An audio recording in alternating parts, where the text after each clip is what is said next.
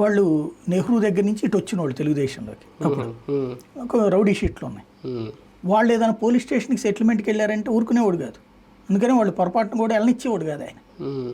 అంత స్ట్రాంగ్గా ఉండేది అప్పుడు. ఇవాళ ఆయన చెప్పింది బాగుంది.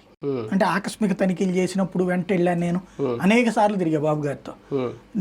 బాబు గారు వస్తున్నారని కొన్నిసార్లు ఆకస్మిక తనిఖీకి వచ్చిన బాబు గారికి ఘన స్వాగతం అని బోర్డు పెడితే చూశారు కదా సార్, మరి తనిఖీ అంటే మీరు చెప్పకుండా చేయాలి సార్ అని చెప్పి మాట్లాడితే, ఏం చెప్తాము పోలీసులు చెప్తారు మన సెక్యూరిటీ కోసం అని మాట్లాడితే, అట్లా కాదు సార్ వీళ్ళు ఇటంతా మీరు వస్తున్నారని ఈ రూట్ సెట్ చేశారు సార్, మనం ఇట్లా వెళ్దాం రండి అని చెప్పి తీసుకెళ్ళిన రోజులు ఉన్నాయి. అప్పుడు ఆయన కూడా కుర్రోళ్ళం మనం యాక్టివ్గా అటు రావడం, అసలు వీళ్ళు దాచేసిన విషయాలు బయటపడటం, ఇట్లాంటివి జరిగాయి. ఆ రోజునున్న చంద్రబాబు గారు కావాలి, కానీ ఆ రోజునున్నటువంటి స్పిరిట్ కూడా ఉండాలి ఆయనలో. ఆ స్పిరిట్ ఏంటంటే ఇప్పుడు జరుగుతున్నటువంటి అసాంఘిక చర్యలు ఏవైతే ఉన్నాయో రాజకీయ నేరాలని కవర్ చేయొద్దు.